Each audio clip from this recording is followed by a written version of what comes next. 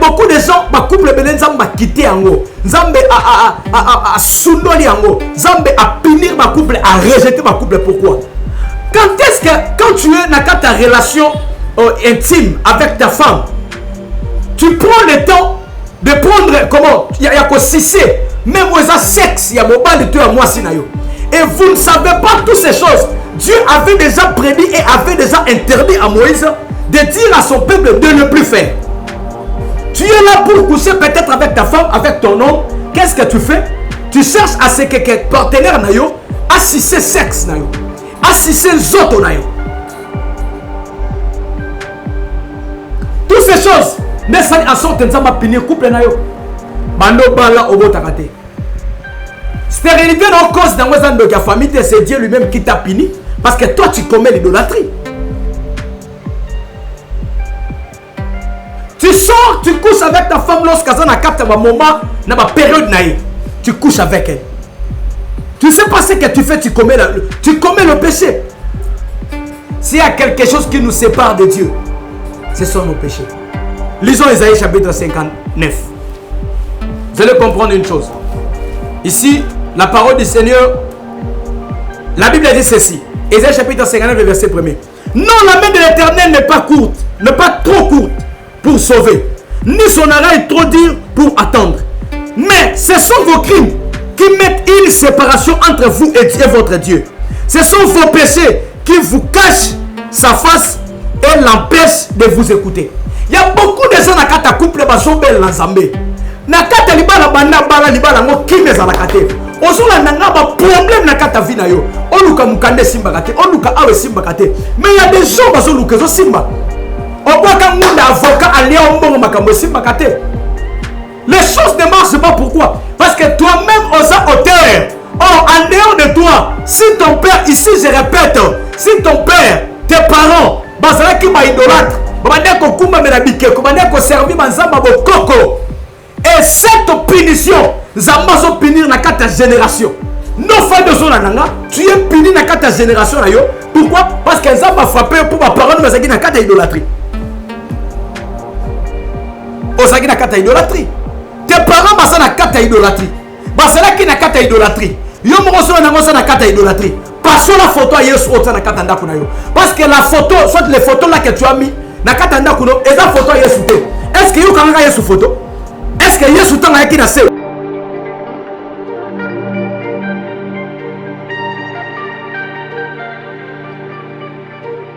Shalom, shalom à vous les enfants de Dieu.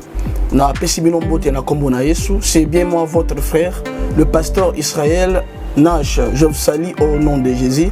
Je suis précisément à Kinshasa. Naza responsable ya Ophelina. Jésus est mon papa. Naye liboso na bino pour représenter bino bana o bozomona na bilili pe ba difficulté tozanango.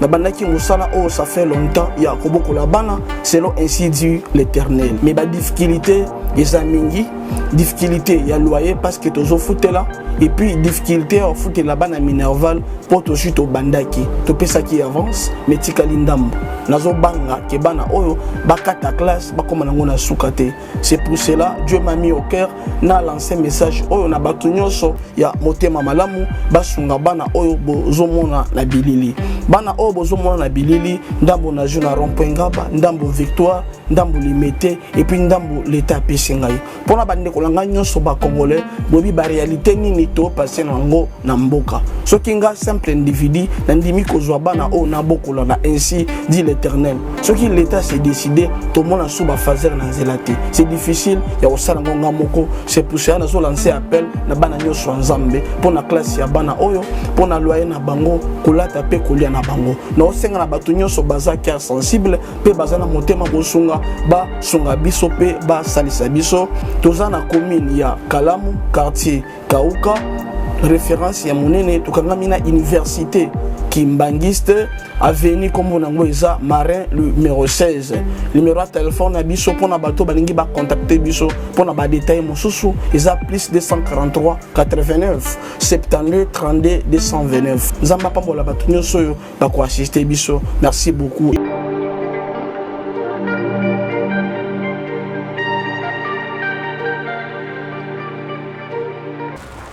Seigneur, topambolio pona pourquoi malamu pesi biso ya koleka encore na EHP Media pona kolobana tina ya par na yo pour annoncer peuple na yo les choses oyo bongisi pona peuple na yo, car il est écrit vous connaîtrez la vérité et la vérité vous affranchira. Tika maloba ya tongo na lelo pourquoi na lelo mema guérison na bandeko bazobela et même ma santé na bandeko bazana pour sa santé et même ma lumière afin que peuple no bazana sauver. Dans le nom de Jésus-Christ de Nazareth, ainsi pris par la foi. Amen. Zamba pambola bino esika bozali bozuli bakwa kolanda ya bino mosali na Nzambe le prophète Grévis à travers EHP Media. Na pesi Nzambe merci pour la grâce opportunité malam o ya pesi biso ya komona lisusu pourquoi na lelo, pourquoi pas dire aussi un grand merci na couple EHP pour na cette faveur opportunité. Bah, Corona Bisso pour annoncer évangile de Dieu. Pourquoi pas dire aussi un grand merci na papa Dédé Ozana Sima ya caméra, papa Charlie na montage et équipe de soit EHP Media. To pesibino bambote esika bozali. To profiter ko pesa mbote na Mama Soleil Ozana États-Unis. Mama Soleil Zambe apambolayo. Mama Soleil ma maman chérie, ma maman d'amour que j'aime beaucoup. Mama Soleil et na pesimbote na ndeko Sandrine Bokechu na Canada. Mama Sandrine Mbote esika ozali ainsi que ndeko Christivi Matondo na pesi ope Mbote esika ozali. Na pesi Mbote na Mama Venice aux États-Unis na directeur à cabinet ya Mama Soleil papa Elvis depuis Kinshasa na pesi Mbote. Na pesi Mbote bandeko bazé belé na roba no pesa Mbote sikoyo Mama Ronda na États-Unis baza belé na pesi Mbote voilà na bandeko nos balanda biso. Na pesi mbote na sœur Déborah et quoique pour na témoignage malamu na musala nzambe ndenge zo salama. Pourquoi pas dire aussi un grand merci na Saint-Père il y a un dossier compliqué les prophètes de Dieu. Nzamba tindi biso lelo toloba na tina ya part na Nzambe parce qu'il y a beaucoup de gens bazo yebate que l'enfer existe, le ciel aussi existe. Le thème que le Seigneur nous a envoyé à kolobela lelo tozolobela sur l'idolâtrie et les interdits de Dieu. L'idolâtrie et les interdits de Dieu. Idolâtrie na interdit ya Nzambe na kozala un peu na kosimba un peu partout na kolobela na domaine ya couple na kolobela na kata domaine ya famille na domaine ya libota na domaine ya affaires comment les gens ba komisa idolâtrie ba komisa mibal libasi na bango ba komisa vie sexuelle plus que Dieu. Toute chose plus que Nzambe, c'est l'idolâtrie. Ou bien toute chose que toi, tu élèves en dehors de Dieu, c'est l'idolâtrie. Dans Nzambe, dans Exode, le chapitre 20, à partir du premier verset, la Bible dit ceci. Alors Dieu prononça toutes ces paroles en disant, je suis l'Éternel ton Dieu, qui t'a fait sortir du pays d'Égypte, de la maison de servitude. Tu n'auras pas d'autre Dieu devant ma face. Souligné, la Bible dit le verset 3. Tu n'auras pas d'autre Dieu devant ma face. 1.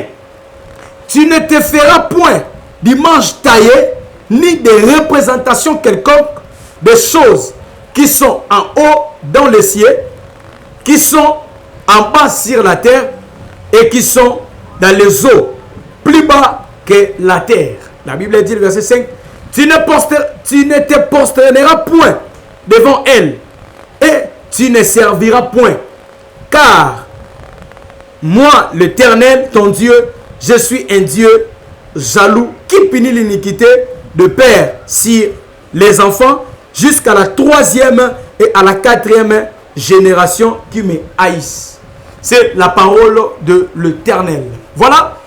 Bible sur l'idolâtrie. Idolâtrie, c'est quoi? Idolâtrie est un acte à chérir toutes choses en dehors de Dieu. C'est ça qu'on appelle par l'idolâtrie. Il y a plusieurs définitions. Là, je donne la définition selon moi par rapport à ce que le Seigneur m'a appris, ce que le Seigneur m'a révélé concernant le terme ou le message que le Seigneur m'a donné. Il y a beaucoup de gens qui sont en enfer. Ce n'est pas parce que qui en enfer na volonté na bango. Mais il y a beaucoup de gens qui iront en enfer. C'est parce que nous, les serviteurs de Dieu, nous avons qui vérité dans le peuple de Nzambete. C'est parce que nous, les serviteurs de Dieu, de conduire le peuple de Dieu na kati ya erreur. Vous allez remarquer, le pasteur Azakolo Église était. Le propriétaire ou bien l'auteur de l'église, c'est le Seigneur Jésus-Christ. Dieu nous a fait grâce de vous conduire. Mais en réalité, nous devons vous conduire aussi sincèrement, de la même manière que Dieu attend de nous, ou bien Dieu nous envoie pour conduire son peuple. Les lobbies sont basés dans Zambé. Tu comme comme mama dans Zambé na kata ba pratique moko ya ba secte. Tu comme comme mama dans Zambé na kata ba pratique moko ya sorcellerie. Tu comme mama dans Zambé na kata ba pratique moko ya bonoki sans le savoir. Lelo moi dans Zambé aye, tu comme ko pese biloko o lo to pese comme na Yesu, to pese biloko mususu. Ici qu'est-ce que je veux dire? Il y a certaines églises où bateka ka ba pesa ba même ba photo. Kenanda kuzwa photo pasteur ta. Kenanda kuzwa affiche pasteur ta. Kenanda kuzwa photo ya Yesu ta. Zwa photo ya Mama Maria ta. Zwa photo ya prophète Songolo Pakala ta. Ndeko memelo biko. Or, toute personne qui obéit à ces pratiques a ce qu'il ne se préparer à en faire lui-même sans le savoir. Parce que toutes ces choses, ce sont les idolâtries. Ce sont des choses, les interdits de Dieu. Parce que ici, vous allez remarquer, c'est Dieu qui interdit à son peuple de ne pas se fléchir devant les statues que les gens ont soulevées, que les gens ont élevées, que ce soit les statues d'or ou en argent, que ce soit les statues d'un pasteur ou d'une représentation quelconque. La Bible dit, et c'est la représentation de Makamo, c'est la likolo tonase. Lorsqu'on dit likolo, tout le monde représentation, il y a Jésus-Christ, il y a Dieu et il y a les anges, ainsi que Marie. Toute personne qui se tient, il y a Kofu comme Liboso, il y a Crotte, il y a Marie, c'est un idolâtre. Et tous ces gens n'iront pas au ciel. Toute personne a s'incliné devant le photo de son pasteur. Toutes ces personnes qui pratiquent les sectes sans le savoir, ce sont des personnes qui iront en enfer sans le savoir. Parce que le Seigneur a interdit à son peuple. Il dit à Moïse, je suis l'Éternel ton Dieu. Tu dois suivre les instructions que moi je te donne. Tu dois aller annoncer au peuple les choses, les interdits que je vous donne. Parce que Zamba m'a dit que mon peuple n'a eu, qu'on punir peuple n'a eu à cause de l'interdiction. Lorsque les gens touchent aux interdits de Dieu, Dieu frappait son peuple. Et aujourd'hui, notre génération, toute cette génération comme maudite. Pourquoi? Parce que nos pères ont commis l'idolâtrie, nos pères ont commis le péché. Parce que la Bible dit, Dieu dit, je suis l'Éternel, c'est lui qui maudit. Alors, le verset 6, le verset 5, pardon. Tu ne te posteras point devant elle et tu ne le serviras point. Car moi, l'Éternel, ton Dieu, je suis un Dieu jaloux, qui punit l'iniquité de père sur les enfants, jusqu'à la 3e et la 4e génération. C'est-à-dire quoi? Lorsque le père, ils ont servi d'autres dieux. Lorsque le père, ils ont servi, ils étaient idolâtres. Lorsque nos pères, on va dire qu'on commettre un péché à Bondoki. Quand on a un zambe du corona biso, le autre a frappé génération nabiso, osola nanga osa frappé à cause ya mbeba o tata na salaka, zamba zo bête parce que toi osa 2e génération, 3e, 4e génération. Zambé a frappé à cause ya idolâtrie parce que zamba lingaka te gloire na ye a partager mon abatebele. Dieu ne partage pas sa gloire avec sa mère Marie dans la chair. Dieu ne partage pas sa gloire avec moi, nous, les serviteurs de Dieu, nous les prophètes ou les apôtres. Toutes choses qu'on les fait, tout ça là on a ma casse na bisoté, mais on les fait pour rendre gloire à Dieu. Et toutes choses où Lukaka elles ont gloire dans Zambé na kata vie à moto, Zambé finira toujours par détruire yango. Ce qui est bala na yo et comme qu'on Luka a gloire de sika ensemble, Dieu va détruire le mariage. Ya momoni ba tebele mamba de simbakate, ba tebele santé simbakate parce que santé na ye, alukaka pesa ngo gloire ne sika apesa Zambé gloire. Alors on veut que ça la représentation T. Il y a makambo ezalaka likolo. Mais lorsqu'on dit les choses qui sont dans le ciel, c'est quelle chose que Dieu oza maninga lobela biso? O ezalaka likolo za makamuni. Makambo ezalaka likolo, eza un ba ange otomonaka. Eza lui-même Dieu, eza Marie, eza les gens on bakufa ki kati na Yesu. Les apôtres ozwa photo ya Pierre otie na kata ndako bien na kata église que moi je prie le Saint Pierre. Non, ce n'est pas le Saint Pierre qui nous sauve. Ce n'est pas Marie qui nous sauve, mais c'est le Seigneur Jésus-Christ de Nazareth. Ici, je vais interpeller Yosa Branamiste, Osa Kimbaniste, Osa musulman, Osa catholique, Osa bouddhiste. Vous avez cette habitude. Il y a qu'on soit qu'à s'appeler. Il y a qu'on fout comme un liboso nango. Il y a qu'on fout comme un débat stati. Il y a qu'on fout comme un débat babylone que oh les hommes appellent ici. Vous êtes en train de commettre l'idolâtrie et vous irez en faire sans le savoir. Même si tu donnes les dîmes, dîmes qu'on sauve. Si tu es un idolâtre, un idolâtre, au père ça dîme, mais aux idolâtres, au fou comme tu iras en enfer avec ta dîme. Même si au soin orphelin, même si au père ça bateau bazangi, même si au soin babola. Mais quand tu commets les choses qui ne plaisent pas à Dieu, tu iras en enfer avec toutes ces choses. Voilà la raison pour laquelle le Seigneur nous a envoyé pour nous dire, pour éclairer l'opinion de son peuple. Disons ceci, que l'idolâtrie, toute personne, ou la fabrica, représentation quelconque, il y a l'icolo, il y a Amabele, ce sont les idolâtres. Et toutes ces personnes sont punies par Dieu. Dans le couple, ici je vais toucher et je demanderai pardon à tous les parents parce que je serai un peu clair. Dans le couple, il y a beaucoup de gens qui couple ont quitté Ango. Zambe a souloli Ango. Zambe a punir ma couple, a rejeté ma couple. Pourquoi? Quand tu es dans ta relation intime avec ta femme, tu prends le temps de prendre comment? Il y a quoi cesser. Même aux sexe, il y a mobile et moi sinayo. Et vous ne savez pas toutes ces choses. Dieu avait déjà prédit et avait déjà interdit à Moïse de dire à son peuple de ne plus faire. Tu es là pour coucher peut-être avec ta femme, avec ton homme. Qu'est-ce que tu fais? Tu cherches à ce que partenaire nayo, assister sexe nayo, assister zoto nayo. Toutes ces choses ne sont en sorte de punir couple nayo. Bando bala obotakate. Stérilité non cause dans la famille, c'est Dieu lui-même qui t'a puni parce que toi tu commets l'idolâtrie. Tu sors, tu couches avec ta femme lorsqu'elle a capté un moment, dans ma période naïve, tu couches avec elle. Tu sais pas ce que tu fais, tu commets le péché. S'il y a quelque chose qui nous sépare de Dieu, ce sont nos péchés. Lisons Isaïe chapitre 59. Vous allez comprendre une chose. Ici, la parole du Seigneur, la Bible dit ceci. Isaïe chapitre 59, verset 1er.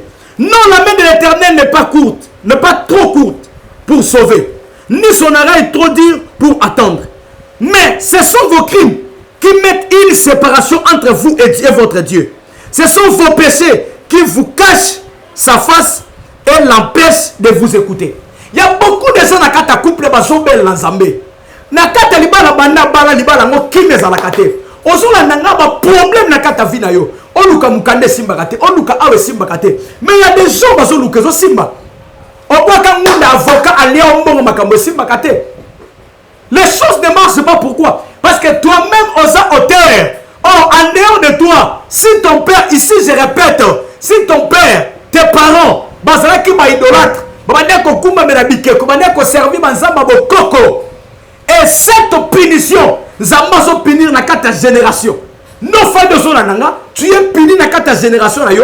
Pourquoi? Parce que Zamba frappé pour ma parole mais ça na ta idolâtrie. Osaki na ta idolâtrie. Tes parents basa na ta idolâtrie.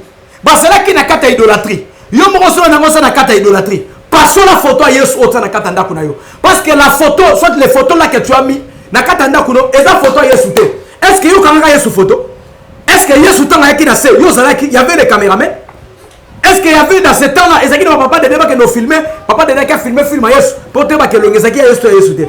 Or nous avons compris, nous avons tout compris. On a vu aussi les photos. Il y a Mouton Salaka artère ou joie qui filme Yesu. Et pourquoi tu prends ces photos, tu mets à ta maison? Ote na katanda kuno pourquoi? Na kata société tsango pour l'année. Aussi que comme Marie a ote. Est-ce que elle connaît qu'on sauve Mouton? Ici Dieu interdit son peuple de ne plus mettre. Toi, lorsque tu le fais, aux même à idolâtrie, n'a qu'à ta vie, on va mettre un blocage. Et les jours tu vas te décider, il y a qu'on passe sur la photo, il y a qu'on boucabike, il y a qu'on se prosterner seul devant Dieu. Parce que la Bible dit, il a reçu le nom qui est au-dessus de tous les noms. Si tu te décides de se prosterner devant le Seigneur Jésus-Christ qui était mort à la croix et qui est ressuscité, ta vie changera. Parce que nous devons juste rendre gloire à Dieu. Et tu rompes sa gloire de n'importe qui. De n'importe qui. Le mboka na biso awa tozolela po na mboka. Lorsque Dieu m'envoie Nzambazoti Nangana Goma, ici j'en profite aussi pour demander le Z, l'aide à toute personne au bazana posa prophète Grévis à Kenegoma. Tozana posa kimye kota na mboka na biso. Il y a des mamans qui sont violées. Il y a des papas baza au kufa. Tout le monde bana mike batikali ba orphelin. Bana bazo kufa chaque jour. Bila makila. Est-ce que notre Dieu est incapable? Est-ce que Nzamba akobik saka sida, abik si Tibet, Nzamba na kapasito besa mutu mukanda, mais asa na kapasito besa kimyete na est du pays. Et pendant que je priais pour préparer ce voyage, Nzamba zo bimelanga. Il m'a dit, Grévis, je vous parle ainsi dit l'Éternel. Ainsi parle l'Éternel. Dieu m'a dit, Grévis, mboka na bino ko bonga. Mais mboka na bonga eza musika, eza nanu. Pourquoi? Parce qu'il y a le sang des gens. Oba kufa ba innocent. Avant ko kufa na bango ba loba kama loba. Ba saka ba laka kama bepo na mboka oyo. Ne ba kufa ba innocent. Il y a beaucoup de gens qui nous suivent. Ozola nanga yo bomo ba innocent na mboka oyo. Oza na kata pouvoir tant ozaki na pouvoir. Oza député ministre, ozaki peut-être na poste moko songolo pokala. Combien de personnes toi tu as tué? Et ces sang-là, ne bande ko vengeance et gagne vengeance devant Zambé. Nous moni mboka za na kata guerre. Et le Seigneur m'a dit, va dire Yebisa président Nabino. Yebisa Mokonzi Mboka Nabino. Ils doivent organiser 7 jours. 7 jours, il y a ma prière. Il y a une nation congolaise Mobimba. Et vous devez prier et demander la miséricorde de Dieu. Et c'est alors moi, je me déciderai. Il y a un embargo dans Mboka Nabino. Et le pays est aux Anakimia. Il y a un personne au Boko. Il y a un vrai serviteur de Dieu. Il y a un vrai enfant de Dieu. Tous à la ini, tous annoncer l'évangile de Dieu afin que Batbaz la sauver. Osa mokonzi, n'allions comme c'est un message oil et pas décider il y a mboka oil, pas décider il y a pays oil. Que le prophète a un message que le Seigneur lui a donné pour le Congo. Voilà la raison pour laquelle je me suis décidé. Il y a ko kende ko luka Nzambe, il y a ko konta na goma ko bonde la Nzambe. Là j'en profite pour dire un grand merci na maman Eugénie. Maman Eugénie Zamba Pambola yo, maman Eugénie azana États-Unis. O atindele biso $300 na yepo na mbongo ya est. Ndenge nazo kende Goma, maman Eugénie na États-Unis, Zamba Pambolo maman Eugénie pour lobi non papa. Na moni bandeko nanga bazo kufa, bandeko nanga bazo souffrir. Na lingi na contribuer ata na muke. O lingo contribuer ata na muke oyo. Zamba Pambola bandeko bazana motema wana. Ba se décider, mais bandeko ba sombi ba loso na bango ba tindi ba loso. To meme na bandeko na Goma. Zamba kozanga te ko pambola bino. Là ça profite aussi bandeko baza muta malam. Maman Sandrine ozana Canada. Le prophète Grévis azokende Goma ko lukanzambe pona mboka Congo. Et tozo manquer une affaire, il y a $400 à pam. $400 à pam ozanga biso. Pona okokisa mbongo na biso billet aller-retour na moi quelques séjours tozana pendant 5 jours. $400. Na yebi yo za moté malam. Na yebi yo za na moté makosunga. Maman Soleil. Ici, j'en profite pour les gens qui ont le cœur d'aider. Maman Marata. Bandeko Zamba pesi motema ya kosunga bandeko na pasi papa Pompon. Papa Martin États-Unis Zamba kosanga te kosala bino bolam. Parce que on tozo long na lelo. Papa Vikos na Chypre. On tozo long na lelo. Loyo kobuka yango. Loyo kobuka yango. C'était le prophète Grévis avec le thème que le Seigneur nous a donné sur l'idolâtrie. Na bendio matoi. Koko mettre idolâtrie. Passo la photo zanango. So ko na photo moko ya Nzambe moko. Ba peso photo moko tsana katandako. Passo la yango. Passo la yango pena mikemke passo la yango. Bandeko bazana kino ngo kutana prophète Grévis, église nabiso, église Virage Temple de la Reconnaissance, ezomi na commune ya Kisensu. Toza na quartier Bikanga. Toza référence nabiso za hôpital Aboma. Mais véritable référence eza numéro nabiso de téléphone. Oza awa, oza na place ensemble la té. Contactez le prophète Grévis. Plus de 143 89 62 55 846 plus 243 89 62 55 846 et Zambe oya fongola kalola akozanga te ko salo bolam na pesi mbote na maman Patricia azola na biso depuis France maman Patricia maman sociale Maman Yamote, Maman Lam. Couple EHP, n'appelle merci. Tika et Kimi Nanzabez à la partage. N'appelle merci na Maman Abotinga, Maman Régine Loutou, ainsi que Papa Morino. N'appelle merci na son excellence, Monsieur le ministre du numérique, le professeur Dr Eberan Kolongele. N'appelle Mbote Belé, ainsi que les botaniens soit numérique. N'appelle Mbote. Pourquoi pas dire un grand merci de notre actuel président, Papa Félix Tshisekedi. Que Dieu vous bénisse. Amen.